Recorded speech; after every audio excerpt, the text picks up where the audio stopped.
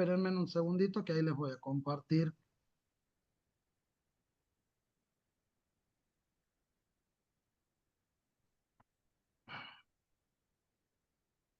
Presentación y...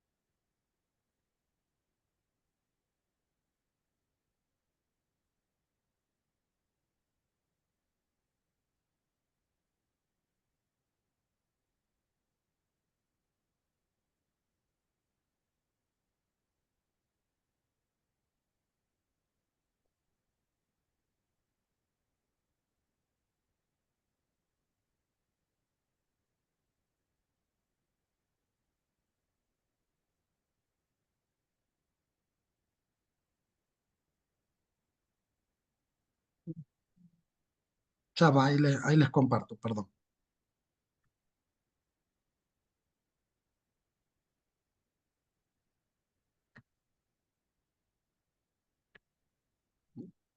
Será mucho tener problemas también para compartir. ¿Se ve ahí? Ya lo grande. Eso Sí, sí. sí se ve. Sí, sí, se Sí, ve. sí se ve. Perfecto. Espérenme un segundito que ya lo agrando eso sí para que... Bueno, entonces, lo que vamos a ver es el artículo científico acá, rápidamente, su estructura y la estructura del resumen, que eran dos de los géneros fundamentales. ¿Por qué empezamos por el artículo científico? Porque el artículo científico supone que antes he hecho un resumen. Entonces, vamos a ver la estructura general del artículo científico y termino con la del resumen, fundamentalmente porque además para acreditar yo les he pedido que presenten un resumen intervenido por ustedes. No tiene que ser nuevo, algo que se hayan presentado, que estén por presentar, pero que hagan correcciones, revisiones a partir de lo que vemos acá. Entonces, en primer lugar, ¿cómo lo definimos? Es un informe escrito, esperen que corra esto para acá, que presenta resultados de una investigación terminada. Es la principal forma de comunicar la ciencia entre las comunidades científicas. Y eso es fundamental. Yo les decía que el avance del conocimiento científico se da en los papers o artículos, porque justamente los temas de interés para las comunidades están manifestados en estos artículos. No quiere decir que en las tesis no, pero las tesis demoran más en publicarse, tienen otro circuito, las revistas tienen, no solamente por toda la cuestión de la indexación, sino tiene esta mirada de los pares de otras latitudes, con referato a ciego. Yo cuando mando una tesis a evaluar, mi jurado sabe quién es el autor. En cambio, el artículo no. Cuando se manda un artículo a evaluar, es doble ciego. ¿Por qué? Se dice es evaluación a doble ciego. ¿Por qué? Porque yo no sé quién me evalúa, pero el que evalúa tampoco sabe quién es el autor del trabajo. Entonces, en ese sentido, se habla de evaluación a doble ciego, ¿sí? Entonces, es la principal forma de comunicar la ciencia entre las comunidades científicas. Se refiere al artículo científico López en 2013 como un texto que destaca resultado de un proyecto de investigación académica concluida o en proceso, que posterior a una rigurosa revisión por especialistas es considerado como una contribución original y relevante para el desarrollo de un campo del conocimiento científico. Definición de artículo científico. ¿Cuál es el objetivo? Dar a conocer los resultados de una investigación de manera clara y precisa en revistas indexadas. El ejemplo de la revista de su propia facultad. Al mismo tiempo, pretende contribuir con la disciplina científica ofreciendo diferentes aportes a los especialistas de un área. Por otro lado, como característica, Ramírez establece que más allá del objetivo de comunicar hallazgos o avances científicos, el discurso de un artículo debe convencer acerca de la legitimidad y de la relevancia del hallazgo, por lo que es muy importante reconocer que es el tipo de secuencia textual, que el tipo de secuencia textual que lo caracteriza es explicativa argumentativa. ¿Qué hago yo en un artículo o en cualquier texto académico?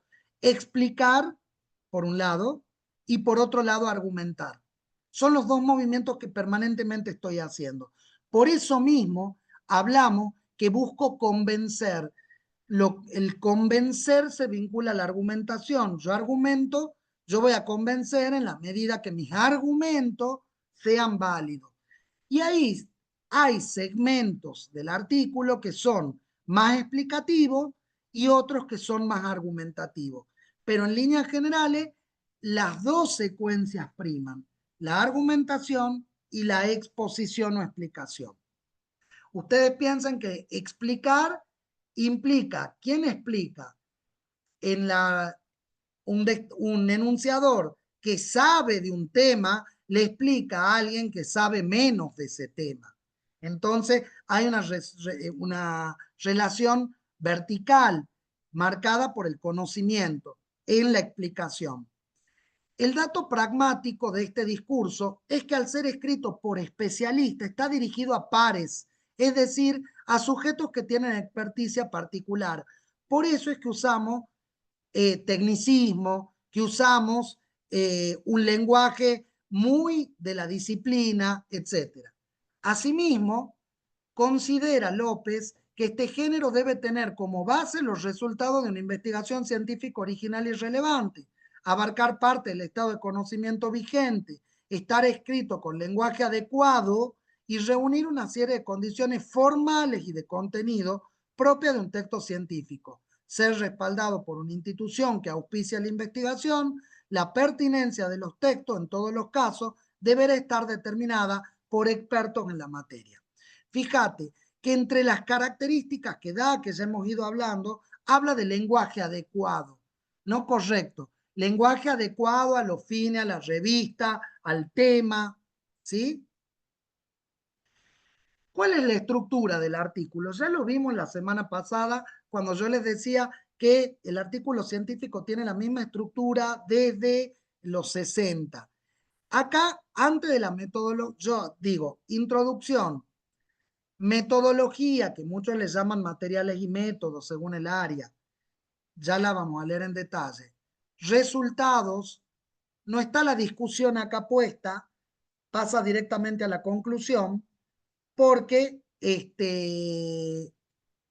está pensado más para el área de humanidades. Pero hoy en día, el artículo científico de nuestra área también tiene que tener discusión. Yo les decía, hay que ver cuál es la estructura, profe, pero no la estructura que me pide esta revista en particular. Yo lo que les decía es que ustedes los tienen que considerar movimientos retóricos. Puede que la palabra discusión no esté, pero siempre en el interior del artículo, el movimiento retórico de discutir con la bibliografía científica, con la comunidad, está. Si no está, no es ciencia. ¿Se entiende lo que digo? Lo que pasa es que algunos artículos me piden que haya discusión como un subtítulo y en otros casos directamente de los resultados, como acá, se pasa a la conclusión. Acá, por ejemplo, dice introducción, metodología y de metodología pasamos a resultados.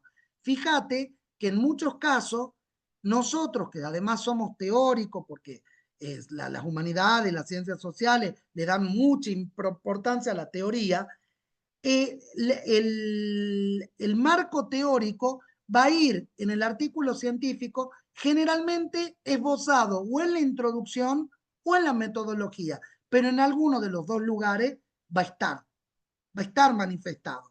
Entonces, ese es otro ejemplo de lo que acabo de decir, que en muchos casos son movimientos que tienen que estar presentes, no necesariamente a través de un subtítulo.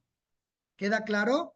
Pero siempre todo artículo científico va a tener introducción, marco teórico, metodología, resultado, discusión, conclusión, bibliografía y en algunos casos anexo. ¿Sí? Bueno, El artículo científico presenta una estructura canónica, IMRC, así se la conoce, introducción, metodología, resultado y conclusión. La extensión va variando a lo largo de los años. Las revistas, esperen porque tengo arriba ahora el marcador, no puedo leer lo que dice. Las revistas científicas actuales han pasado de 7.000 a 5.000 palabras. Esto lo decía Wasserman en el 97. Fíjate que esto quiere decir que los artículos se han acortado, son más cortos. Un artículo científico, generalmente 18 páginas. No sé cuánto está. ¿Sigue María Fernanda conectada? Sí. ¿Cuánto piden como página, María Fernanda, ustedes en la revista? Actualmente 20, donde estén incluidas tablas, ¿Ve? tablas, todo, gráficos, todo, Perfecto. Bueno, referencias, acá, todo. acá pide todo y si vos pensás, estás hablando entre 18, el límite es entre 18 y 22, justo ustedes están en la mitad, 18 y 22 es lo normal que te pidan generalmente las revistas. Lo que pasa es que lo cuentan muchas veces en palabras, acá hablan de 7.000 a 5.000 palabras, ¿se entiende? O sea, pero en carillas, en páginas, serían alrededor de 20 páginas. Y en cuanto a la estructura, Fernanda, coincidí, digamos, ¿cuál es la estructura que le piden para estructurarlo al trabajo? Totalmente, totalmente. Y Bien, cada vez perfecto, más el apartado discusión está exacto, destacado como apartado discusión. No está exacto. puesta así retóricamente, como decías vos, dentro del texto, sino que en la mayoría a ponerlo como apartado. Buenísimo, buenísimo. Porque claro, la discusión es central y muchas veces no nos damos cuenta, sino es como que no tenemos interlocutores de nuestro trabajo. ¿Qué busca la discusión? Discutir mis resultados es un segmento dialógico, muy dialógico. Yo me pongo en diálogo con la comunidad científica, con esos antecedentes que he listado en la introducción, que cuando he armado como el pequeño estado de la cuestión del tema, bueno, entonces voy a dialogar con esos resultados, voy a poner en diálogo mis resultados con lo que otros han obtenido. Y cuando hablo de poner en diálogo, no necesariamente tengo que oponerme, puedo ir en la misma línea, pero estoy dialogando para acordar, para discrepar, para sumar un aporte, porque mi trabajo ha sido hecho en otro campo, etcétera. Entonces, introducción. ¿Qué busca la introducción? Vamos a las cuestiones retóricas. ¿Qué es lo que se espera retóricamente de cada uno de estos espacios, de cada uno de estos subtítulos? Cuando yo digo retórico, ¿a qué estoy diciendo estratégico? ¿Qué es lo que tengo que hacer en definitiva? Porque si no sé qué es lo que tengo que hacer, difícilmente lo haga. Si yo no sé qué es lo que se espera de cada uno de los momentos del artículo, no lo voy a poder escribir con propiedad. Independientemente del esquema que yo les doy, siempre vayan a la revista donde van a publicar, viendo cómo hay que particionarlo, qué se espera de cada cuestión, porque a veces puede haber variables, pero en líneas generales todos los artículos tienen estos movimientos de los que estamos hablando. ¿Qué se hace en una introducción? El propósito implícito es introducir al artículo, por tanto, es importante definir problema de investigación, fundamentos y objetivos que se persiguen. Debe brindar suficientes elementos para que el lector comprenda y analice los resultados del estudio sin acudir a otra bibliografía. Puede ser escrita en tiempo presente. ¿Sí? Se usa mucho en los artículos el presente histórico. Esto de San Martín nace San Martín, muerto hace 500 millones de años. Sin embargo, el relato histórico, para actualizarlo, traerlo a nuestros días, utiliza ese presente que es histórico.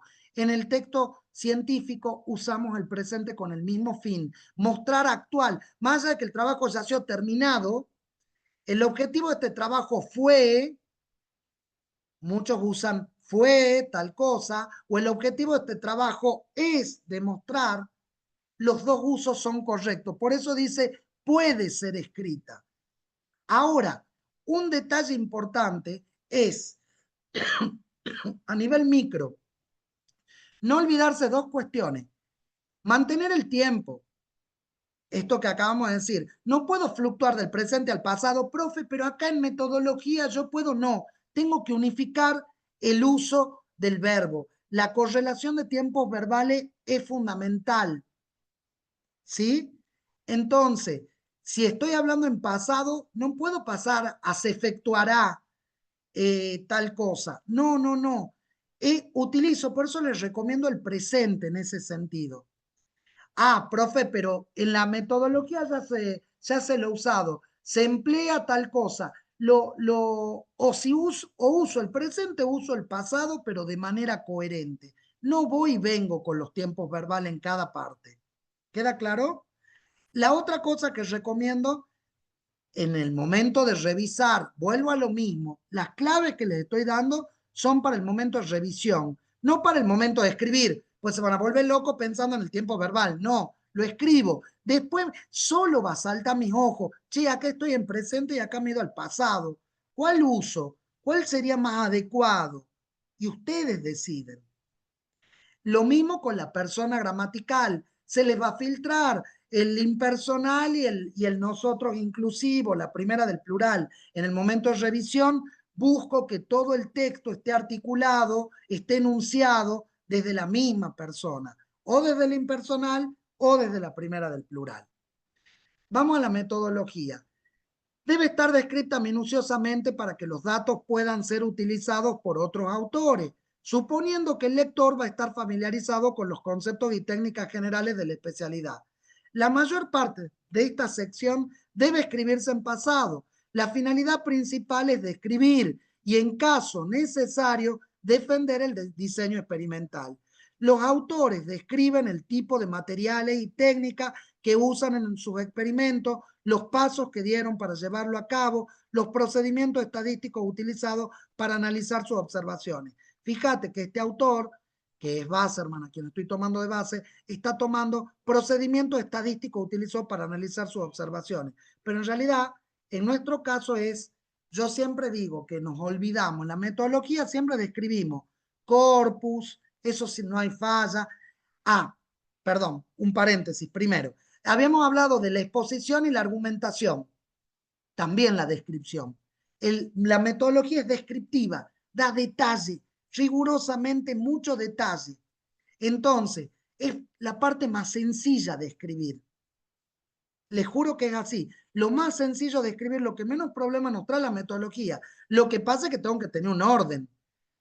Una vez que me ordeno, ya está. Voy haciendo paso a paso esas cosas. Empiezo con el enfoque, con el tipo de estudio. Entonces yo digo, es un enfoque, la metodología de este trabajo reconoce, se inscribe en un enfoque cualitativo, ¿sí?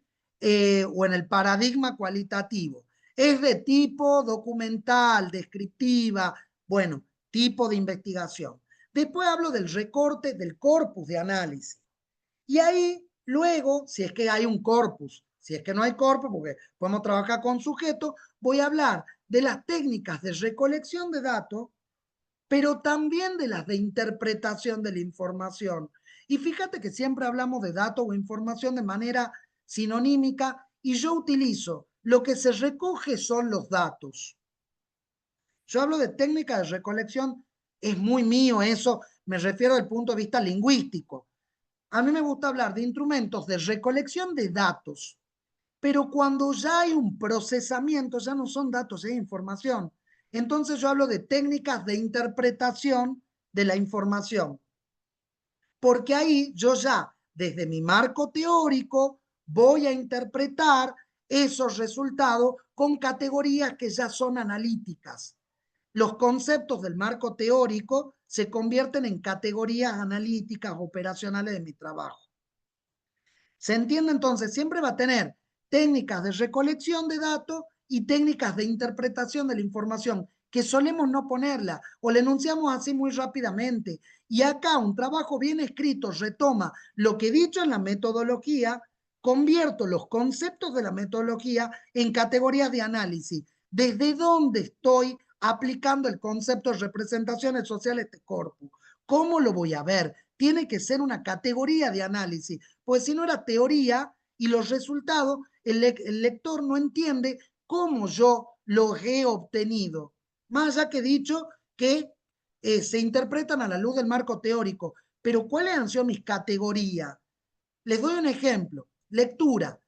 Yo digo lectura comprensiva. Está, que es una redundancia desde el paradigma en el que estoy posicionado, porque para mí toda lectura es comprensiva. No hay lectura si no hay comprensión. Hay decodificación, pero no lectura. Pero se utiliza mucho el término lectura comprensiva. Bueno, yo digo, ¿cómo voy a testear? Voy a determinar, voy a medir, depende de la metodología que tenga, voy a analizar, voy a observar, usen, y eso van a ir en los objetivos, que hubo lectura comprensiva. Fíjate, objetivos y marco teórico y metodología van de la mano. Los términos, para darle coherencia a esto, lo que yo he puesto como objetivo, tiene que mencionar conceptos que después yo los trate en el marco teórico de una tesis y en el artículo tienen que aparecer en la metodología explicitado. Entonces yo hablo de lectura comprensiva. ¿Cómo voy a probar que hay lectura comprensiva? Por ejemplo, voy a decir, apelando a si reconoce o no reconoce paratexto, si reconoce o no reconoce tema central de un párrafo. O sea, busco operativamente que el concepto comprensión lo descompongo, perdón, ¿en qué la lectura? Yo dije que la lectura era la lectura de paratexto en primer término, por eso hablamos de prelectura. En la lectura propiamente dicha, lo que hacíamos era inferir cosas, entonces, ¿logramos inferir el tema? No. Voy a buscar aquellas herramientas que me permitan realmente convertir en conceptos, esos conceptos, perdón, en categorías de análisis. La metodología finaliza con la técnica de interpretación de la información y eso le damos muy poca bolilla. Generalmente describimos mucho cómo hemos obtenido los datos, pero no cómo los procesamos. Bien, avancemos. Pasemos a los resultados. Esta sección plantea los datos obtenidos. Yo no hubiera usado datos, lo que pasa es que estoy tomando a este autor. La información obtenida dentro de una perspectiva sugerida en el marco teórico, producto de la aplicación de un determinado procedimiento. Por eso yo hablo que es información.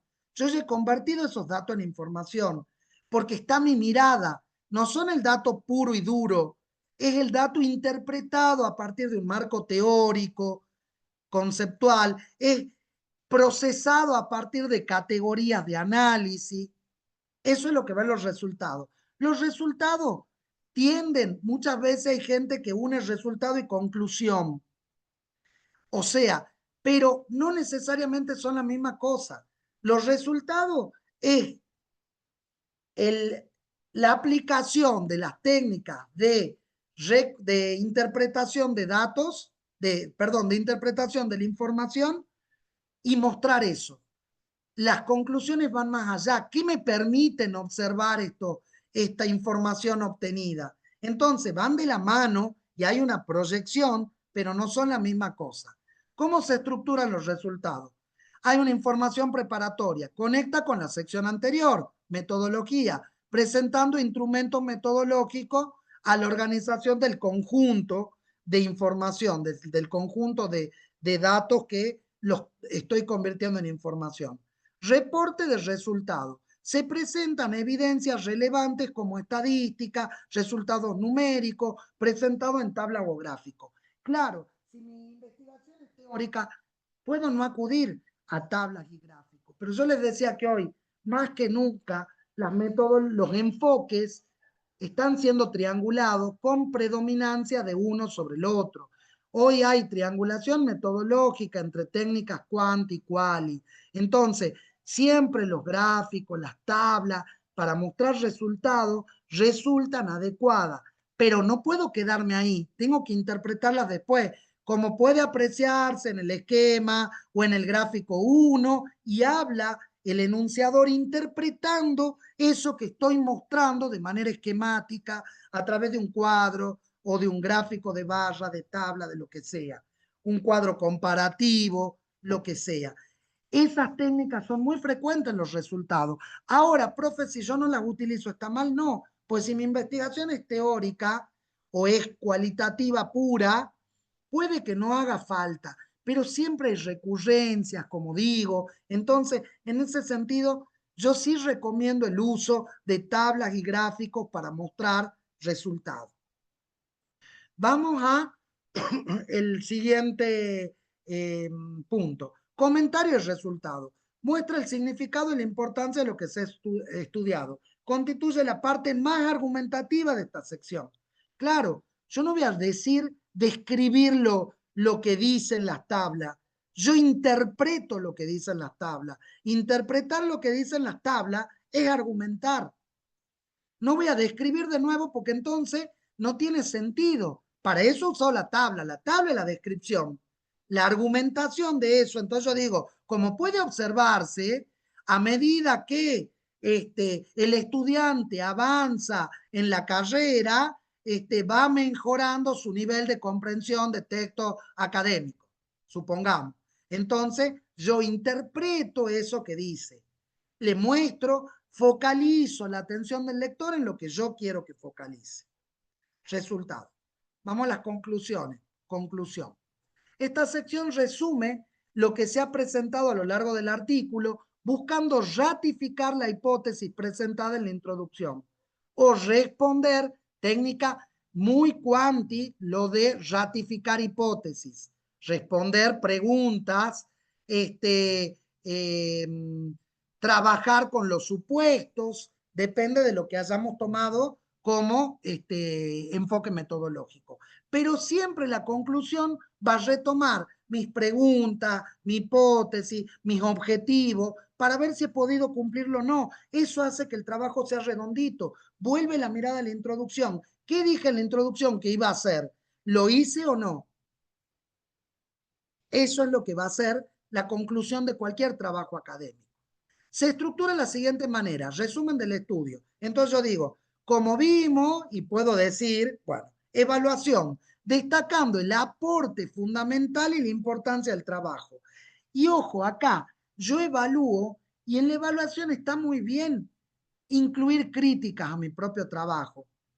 ¿Por qué? Porque esas críticas yo me anticipo a la mirada del evaluador externo.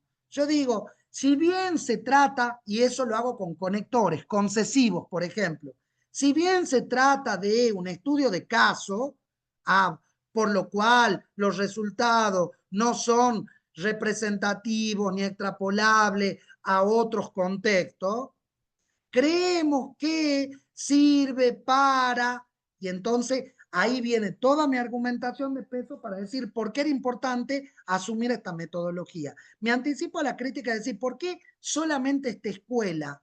¿Por qué solamente estos pacientes? ¿Por qué solamente ¿se entiende? ¿Por qué ese recorte? O sea, yo me anticipo a las críticas que me puedan hacer en ese sentido. Y por otro lado, proyecto. Esto que dice después, deducción del estudio mostrando verdaderas conclusiones que han de extraerse del mismo. Yo voy a decir, esto me va a permitir, más que hablar de deducción del estudio, yo diría proyecciones del estudio.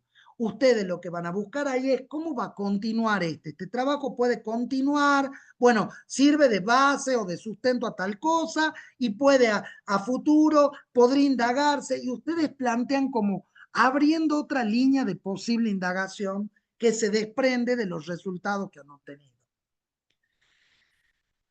Bien, veamos la estructura del resumen que va a la par de lo anterior. La estructura del artículo científico también incluye partes conexas que serían los paratextos. Título, autores, palabra clave, resumen o abstract, citas, referencia, anexo. ¿Qué pasa con el resumen o abstract? Ramírez establece que es un tipo de género considerado paratextual porque rodea el texto principal. En el caso del artículo científico, se utiliza un resumen, y está en negrita, es profeso, representativo, cuya función es reseñar el artículo que aparece en una revista especializada. O sea, representar va a volver a presentar, va a sintetizar lo que después el lector va a leer. Por eso tiene que ser dar cuenta de todo lo que he hecho. ¿Sí? Por eso termina con hasta los resultados. Cuando uno no tiene hecho el trabajo, dice el resultado esperado, pero con los resultados se concluye que el resumen te muestre una síntesis acabada de todo lo que uno ha hecho en ese trabajo. Responde a la estructura, introducción, objetivo, corpus, esto lo vimos la semana pasada, herramientas, metodología, resultados, conclusiones. Extensión hasta 250 palabras, acompañado por una serie de 4 o 5 palabras clave. Acuérdense que les he dicho que no es claves en plural, sino clave porque es una unidad terminológica. Y es palabras clave. Bien, viene el ejemplo, que no lo vamos a ver porque no nos da el tiempo. Quiero dejar para preguntas de ustedes. Sí, sugerencias de pasos para la escritura. Antes, durante y después. Revisión de documentos sobre el tema que estoy investigando. Leer el género, es decir, si voy a escribir un artículo, voy a leer diferentes artículos y de la revista en la que voy a publicar. Ya lo dije hasta cansarme eso. Lo que estoy escribiendo una ponencia, reviso ponencias. Si estoy escribiendo la tesis, reviso la tesis, la parte puntual que estoy escribiendo de la tesis. A ver cómo he escrito el marco teórico en la maestría en psicología educacional. A ver, porque estoy en esa maestría, que no es lo mismo que la maestría en psicología social, que no es lo mismo que el doctorado en psicología, porque son 3 comunidades discursivas diferentes en el seno de una misma facultad. Hay convenciones de citado, de armado, ¿y cómo las voy a conocer y empaparme? Leyendo otras tesis, leyendo otro género. Quiero publicar en X revista, leo artículos producidos en esa revista. Entonces, leer el género, es decir, diferentes modelos de artículos científicos con su estructura en este caso. Identificar la audiencia. Esto que yo les decía, escribir con propósito específico. ¿A quién me estoy dirigiendo? ¿Con qué intención? Seleccionar la información pertinente en función del tema a investigar. Y después, clasificar, integrar, generalizar y jerarquizar la información. Ármense como una especie de índice de lo que quieren hacer. Ah, bueno, ya tienen el modelo, porque dice introducción, metodología, pero ¿qué voy a tocar en la introducción? ¿Qué voy a tocar en la metodología? Háganse como un esquemita de lo que tienen que tratar en cada uno de estos subtítulos. ¿Qué voy a poner en la conclusión? Entonces, eso tiene que ver con este momento de prelectura.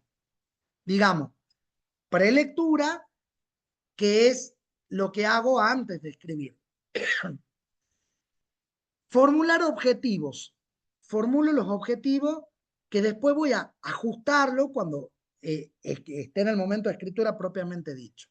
Y elaboro mapas conceptuales, esquemas, resúmenes de esos conceptos. La jerarquía es central acá. Ustedes tienen que llevar, yo les decía la relación pensamiento y lenguaje, tengo que llevar al texto mis ideas. Y esas ideas que están inconexas, le tengo que encontrar una conexión. Vamos al durante la escritura. ¿A qué le voy a prestar atención? Borradores, fíjate la palabra. Escritura del primer borrador. En esta fase es importante tomar en cuenta las normas de textualidad en función del artículo científico. Es decir, en cuántas partes tenía que dividirlo, todo lo que tiene que ver con la estructura canónica del artículo, etcétera. Porque si no después, bueno, y compensar, tenía 22 páginas, tiene que tener 22 páginas, bueno, a ver, 20 páginas, ¿cómo voy a hacer? ¿Cuánto le destino a la introducción? ¿Cuánto a la conclusión? Más o menos van compensadas en número. El desarrollo, es decir, la metodología, los resultados, tienen que tener el mayor peso ahí. Bueno. Cohesión y coherencia en las ideas desarrolladas. Uso de marcadores discursivos. Claridad, precisión y comprensibilidad en las ideas. Uso de polifonía. Eso es fundamental. Voces ajenas en nuestro discurso. ¿Cómo introduzco la voz del otro? Esto de apelar a, cuando yo cito a otro, evitar las citas textuales y usar paráfrasis. Es decir, apropiarme las palabras de otro, salvo en una definición. Cuando defino, en el marco teórico, voy a usar comilla o si la cita es larga, voy a desprender del texto la cita porque no quiero traicionar lo que el autor está diciendo. Entonces voy a usar un estilo directo, ¿sí? Pero en el otro caso, también hay polifonía porque yo traigo a mi discurso la voz del otro. El enuncio coincidimos con cuando define el concepto de cómo y yo lo parafraseo. O hay lo que yo les decía esto, hay consenso en la comunidad científica a la hora de reconocer el concepto tal como vertebrador de tal cosa. Si he dicho hay consenso, tiene que venir un paréntesis donde ponga varios autores, porque si no, ¿de qué consenso hablo? Entonces, eso tiene que ver con la polifonía. ¿Cómo traigo las voces de los autores que forman parte de mi marco teórico o de mi estado de la cuestión, de mis antecedentes con los que voy a discutir, a mi texto? Registro adecuado al tipo de texto que se produce. Entonces, el registro tiene que ser, la adecuación también tiene que ver con el registro, con lo formal e informal. Por ejemplo, hay términos que son más de la oralidad que la escritura. Yo les decía esto siempre en la metodología se realizó, se realizó, se realizó. Cada tanto pongamos un efectuó. Se hizo, ponen, se hizo. Bueno, como te digo, hizo, se realizó, se efectuó, se entiende, o sea, buscar sinónimos para no repetir esta palabra. El verbo hacer, el hizo, tiene que ver con la oralidad. El efectuar, el realizar, tienen más que ver con un registro más formal. Por ejemplo, ¿sí? O cuando dice, coincidimos con tal autor cuando dice. Dice es un verbo de la oralidad. Decir es un verbo de la oralidad. Cuando enuncia, cuando afirma, cuando expresa, cuando, ¿se entiende? O sea, buscar verbos que sean más de un registro escrito. La organización textual, esto que he dicho, la estructura canónica de lo que estoy escribiendo, en este caso era un artículo. Y después lectura del borrador para volver a escribir. Esto que ya lo he escrito, lo retomo y lo reescribo. Por eso hablo de borradores, de textos en proceso. Vamos a la etapa posterior a la escritura. ¿Qué hago después de la escritura? Revisión. Lectura del texto producido para evaluar primero su estructura. ¿He cumplido con la estructura? Punto 2. ¿He cumplido con mi intención? ¿He logrado cumplir la intención que perseguía? El tono, esto del registro. El registro que he empleado era el adecuado y al mismo tiempo voy detectando incoherencia, es decir, esto, che, acá este párrafo no se entiende, lo reescribo. Errores gramaticales, problemas de referencialidad, los mismos, y eran las mismas, lo mismo que esto, cuando yo no uso las mismas, suelo usar porque me es más fácil o esta, pero ustedes utilizan mucho, por ejemplo, y digo ustedes porque en líneas generales el escritor experto cree que es muy formal en la cual, y entonces el cual o la cual, y es mucho más sencillo el que como pronombre de relativo. ¿Qué, quién, cuál, cuyo son pronombres relativos? Me introducen subordinada. Siempre, ¿qué para cosas, quién para persona? Y entonces me evito el uso de la cual que lo vuelve más rebuscado. Así como he dicho que hay cosas que son de la oralidad y que tengo que evitarla, el cual suena como muy, no sé si forzada es la palabra, eh, aceita mucho más el engranaje, el uso del qué, porque lo tenemos y es formal. La escritura está llena de qué. Entonces, qué para cosas, quién para personas.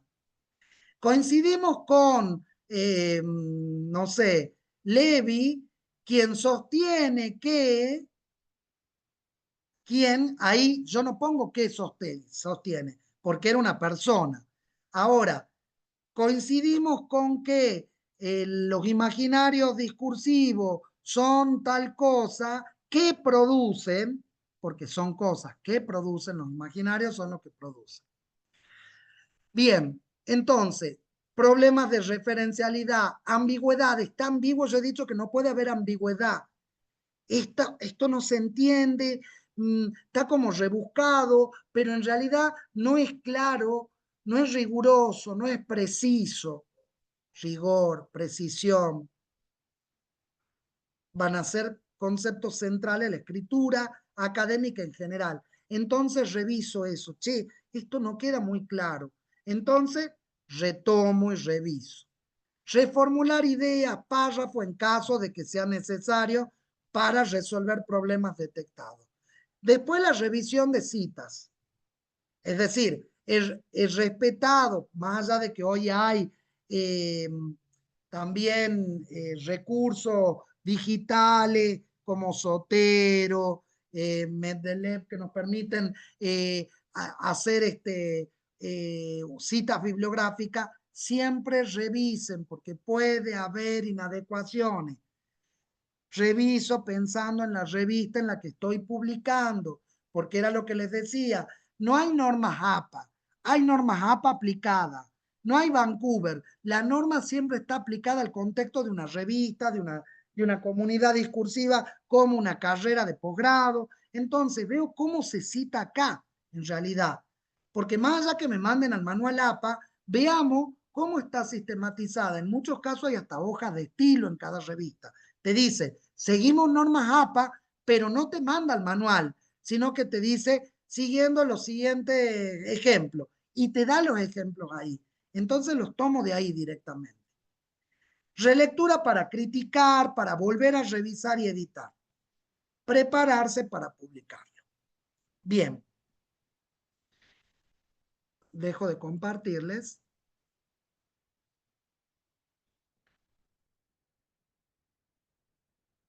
Eso, en líneas generales, para cumplir con el objetivo de un taller que obviamente tenía 4 horas. Hago una síntesis. Hemos visto las propiedades del texto que hacían que un texto era texto. Por otro lado, los procesos de lectura, escritura, oralidad e investigación. Esos 4 procesos interactuando todo el tiempo. Y el texto con sus propiedades, un texto como unidad de comunicación, y para hacer texto tenía que cumplir con las propiedades de coherencia, cohesión, adecuación y corrección gramatical. Y después hemos visto que justamente para hablar de géneros en concreto, hemos tomado como ejemplo la ponencia, no les desarrollado en detalle, pero les he dicho que era un texto escrito, pero pensado para ser oralizado, y hemos analizado el artículo científico con sus partes, viendo primero retóricamente qué se espera de cada una de ellas. Y lo mismo con el resumen que lo vimos la semana pasada. ¿Sí? Entonces, tenemos ahí 2 de los géneros centrales. En líneas generales, creo que cumplimos con lo con lo que me he previsto, digamos, en el taller, que era introducirlos a esto. Lo fundamental es saber que los problemas de escritura pueden ser superados, siempre y cuando pueda identificar cuáles son mis problemas. Punto número 1. Punto número 2. Nadie escribe bien si escribo de una vez y para siempre. Si soy el trasnochado, estamos acostumbrados a eso cuando somos estudiantes posgrado. La noche anterior escribo el trabajo, lo mando y después me ofendo porque no me sacó una nota alta. Me ofendo conmigo mismo, digo, ¿no? No con el, che, qué mal que he estado. Pero si no ha habido tanta decantación, no he podido dedicarle tiempo. Si no hay revisión, no hay reescritura, obvio que puede tener errores. Sean más benevolentes con ustedes mismos. De una vez y para siempre no se escribe. Los textos que se publican tienen muchísimas revisiones antes de publicar, y cuando ustedes lo han presentado, el comité de pares que lo vea van a mandar a hacerles correcciones, y una vez que hagan esas correcciones, incluso la revista te va a pedir que hagas correcciones formales quizá. O sea, eso te muestra que es un texto en proceso hasta que llega a ser ese producto lo más acabado posible. Eso me tiene que desalentar, no, todo lo contrario. Es un ejercicio Y como ejercicio, lo gano con práctica. Cuanto más escriba, más facilidad voy a tener. Entonces, no frustrarse, reconocer cuáles son mis limitaciones y tratar en esa medida de ir subsanando esos errores. Bueno, lo que yo decía, mi problema es que soy muy sintético. Bueno, busco maneras de agrandar la frase, esto del parafraseo, de decir de otra manera, de reformular. No, era justamente lo contrario. Doy muchas vueltas para decir cosas que son, pueden decirse mucho más fácilmente. Me resumo a mí mismo. ¿Cómo puedo resumir esta idea? Y para eso vuelvo al orden canónico. Sujeto, verbo, objeto, esto que yo les decía. No, mi problema es que no uso conectores. Bueno, tengo una lista de conectores, los voy articulando como para. Mi problema era, o sea, a medida que voy localizando los problemas, voy a poder ir atacándolos, entre comillas, para mejorar ese proceso. Un proceso que siempre es factible de mejora. No sé si tienen alguna pregunta para hacer antes de que cerremos.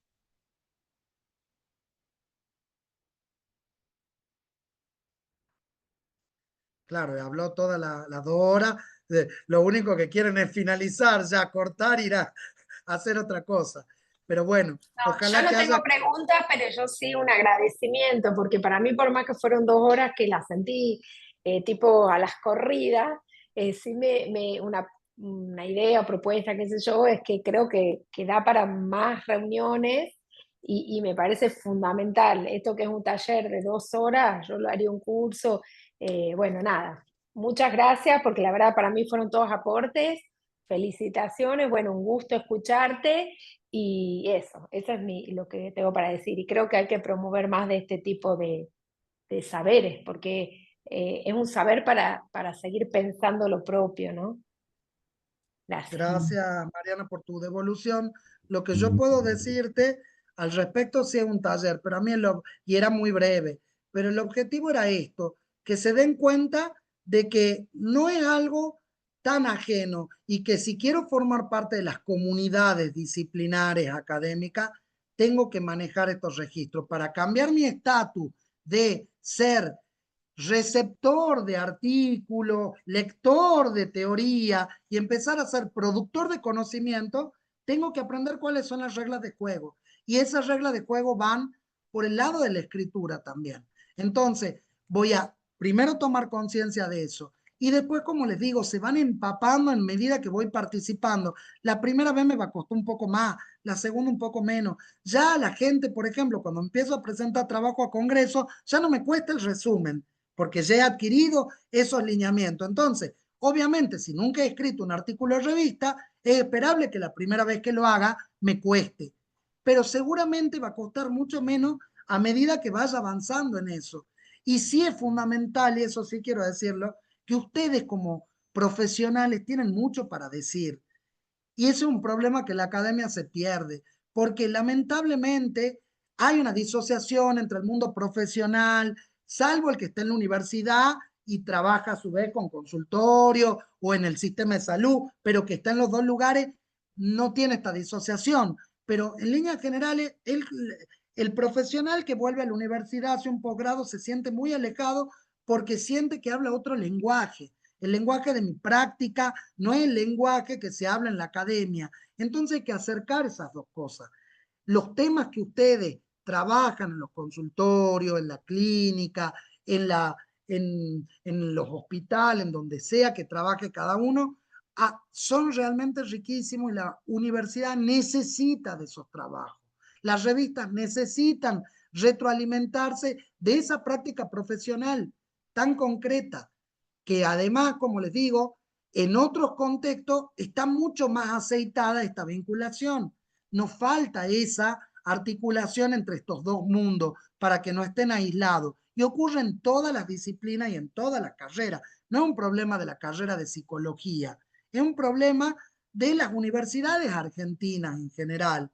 Entonces, primero, perderle el miedo a eso, repito, bueno, y no tener miedo, no frustrarme ante la crítica del otro, Porque ¿por qué me voy a sentir mal por algo que no soy miembro de esta comunidad? Recién estoy entrando, entonces obvio que voy a cometer errores, pero no me tengo que frustrar por eso. Ahora, sí tengo que exigir que cuando me desaprueban algo, un resumen, un trabajo en un congreso, un artículo en una revista, un avance de información, mi director me dé ejemplos de por qué está desaprobado y cómo llegar a hacer lo que él quiere.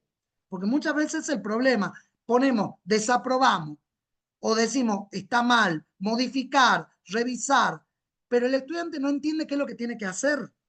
Entonces ustedes exijan ahí, a ver, ¿por qué esto no es adecuado? ¿Qué es lo que tengo? ¿Hay una falla en la escritura, en la metodología? ¿Dónde está mi falla? Porque si no, obviamente nunca voy a poder ir subsanando esos errores si no logro identificar cuál es mi dificultad.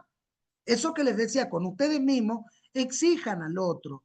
Bueno, ¿por qué esto no pedimos devolución en los trabajos habitualmente? Entonces, en los posgrados y cuando en las revistas sí te los dan y es súper riguroso, vos tenés que fundamentar, pero eso no es una práctica en otros ámbitos, que es muy importante saber por qué sí, por qué no. ¿Dónde está la falla? Así aprendo y voy adquiriendo herramientas que me van a posicionar en otro lugar.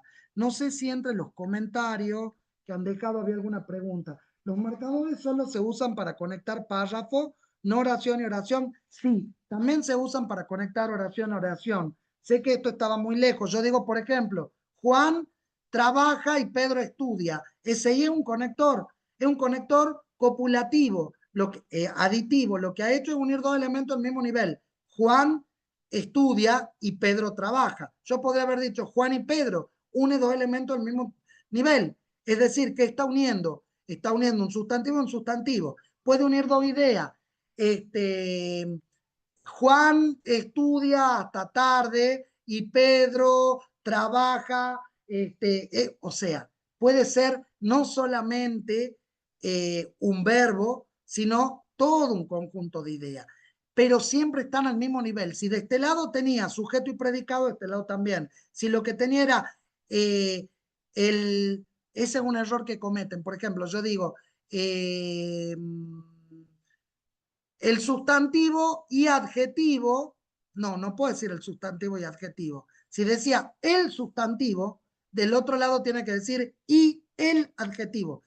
Las construcciones tienen que ser idénticas. Si va con artículo después del i. Ese es un conector que va dentro de una misma frase.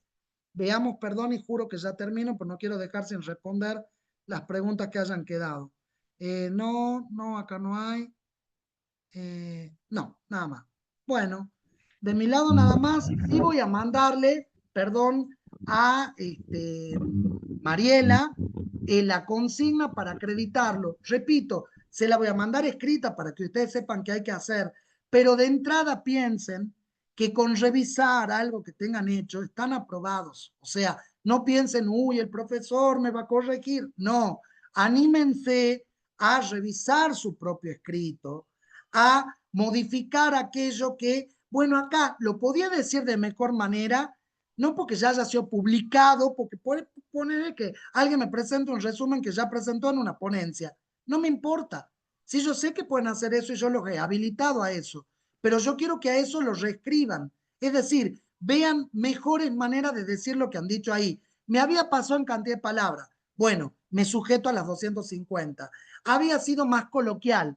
Soy más formal. Voy tomando los contenidos que hemos visto en el curso para mejorar esa escritura. Estos lineamientos van a estar como consigna, bien detalladito así, no tengan problema. ¿Sí? Cualquier duda también está en el programa, que también se lo deben tener, pero se lo paso también nuevamente a Mariela. Está mi correo electrónico porque cualquier consulta que quieran hacer en algún momento. ¿Sí?